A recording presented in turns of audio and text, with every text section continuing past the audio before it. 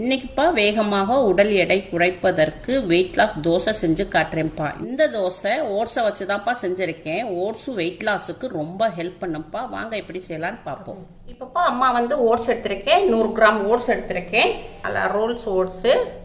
இப்போ இதை வந்து நம்ம பவுலில் போட்டுக்கிடுவோம். 100 கிராம் ஓட்ஸை வந்து பவுலில் போட்டுக்கிடுவோம். இப்போ இதில் தண்ணி ஊற்றி ஒரு 15 நிமிஷத்துக்கு ஊற விடுவோம். நல்லா கழுவிட்டு ஊற வைப்போம். அம்மா வந்து கேஸ் ஆன் பண்ணியிருக்கேன். ஒரு கடாய் வச்சுருக்கேன். கடாய் கொஞ்சம் லைட்டாக சூடாகட்டும். கடாய் கொஞ்சம் சூடாயிடுச்சு. அப்போ அம்மா வந்து 1 கப்பு ஓட்ஸ் எடுத்திருந்தேன். அதில் வந்து 1/4 கப்பு நம்ம உளுந்து எடுத்துக்கிடுவோம். 100 கிராமு ஓட்ஸ் எடுத்திருக்கேன். அதில் 25 கிராம் வந்து நம்ம உளுந்து எடுத்துக்கிடணும். இதை நல்லா கொஞ்சம் பொன்னிறமாக லைட்டாக வறுத்துக்கணும். ரொம்ப வறுக்கக்கூடாது.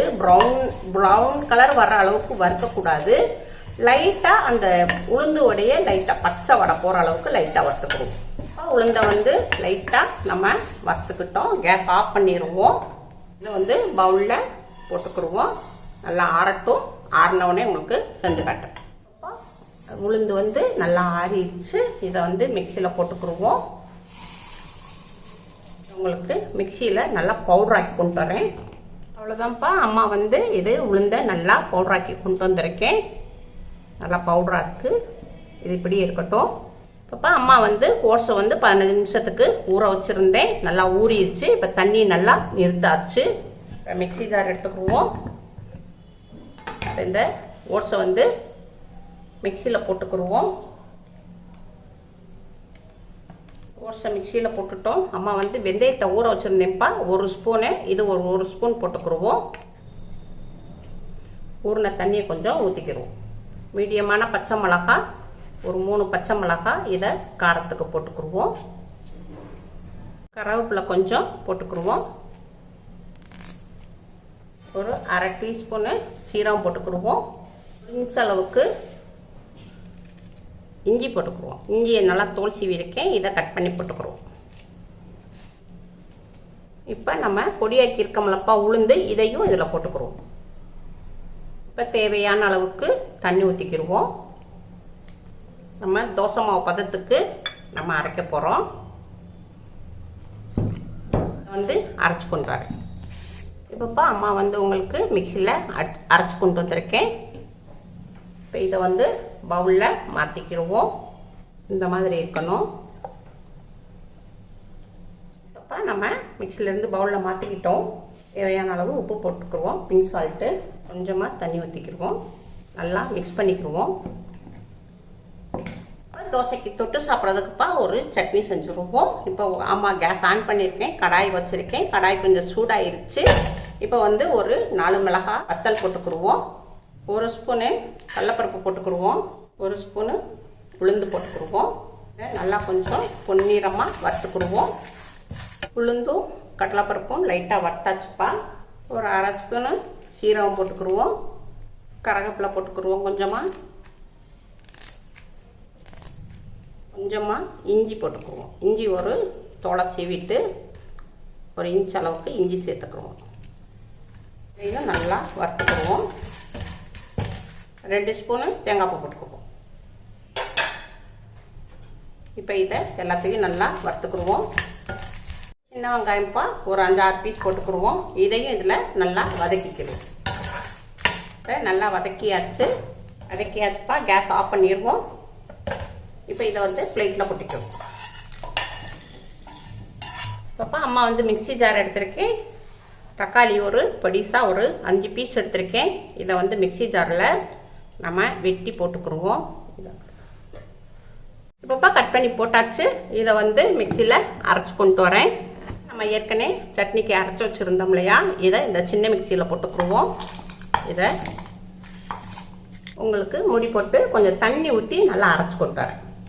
இப்போ நம்ம வதக்கி வச்சுருந்ததை நம்ம அரைச்சி கொண்டு வந்தாச்சு. இப்போ நம்ம தக்காளியையும் அடித்து கொண்டு வந்தாச்சு. இது இப்படியே இருக்கட்டும். இப்போ நம்ம கேஸ் பக்கம் போயிடுவோம். கேஸ் ஆன் பண்ணியிருக்கேன். ஒரு கடாய் வச்சுருக்கேன். கடாய் கொஞ்சம் சூடாகட்டும். கடாய் கொஞ்சம் சூடாயிருச்சு. நல்லெண்ணெய் ஒரு ஸ்பூன் ஊற்றிக்கிடுவோம். கொஞ்சமாக வெங்காயப்பொடி போட்டுக்கிடுவோம். அம்மா ஒரு தக்காளி, மீடியமான தக்காளி ஒரு பொடிசாக நறுக்கி வச்சுருக்கேன். இதை இதில் போட்டுக்குருவோம். நல்லா வதக்கிடுவோம். இப்போ நம்ம அரைச்சி வச்சுருந்த இதில் கொட்டிடுவோம். நல்லா வதக்கிடுவோம்.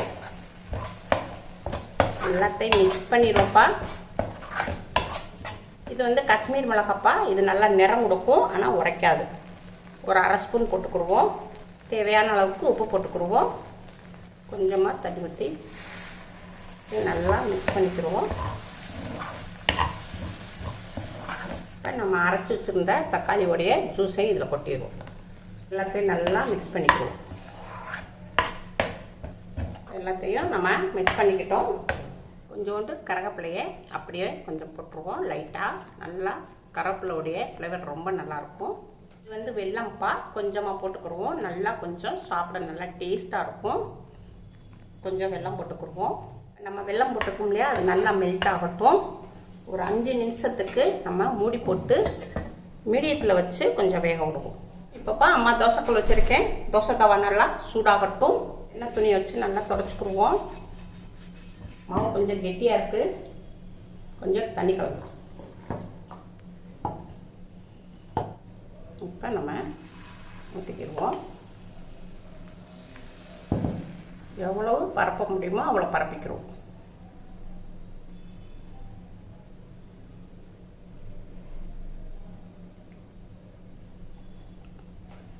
கொஞ்சம் நல்லா வேகட்டும்ப்பா. ஒரு 1/4 டீஸ்பூனு நல்லெண்ணெய் விட்டுக்குருவோம். ஒரு 2 நிமிஷத்துக்கு நல்லா வேகட்டும். இப்போ மேலே ஃபுல்லாக நல்லா வெந்துருச்சு. இப்போ நம்ம இதை வந்து பிரட்டி போட்டுருவோம்.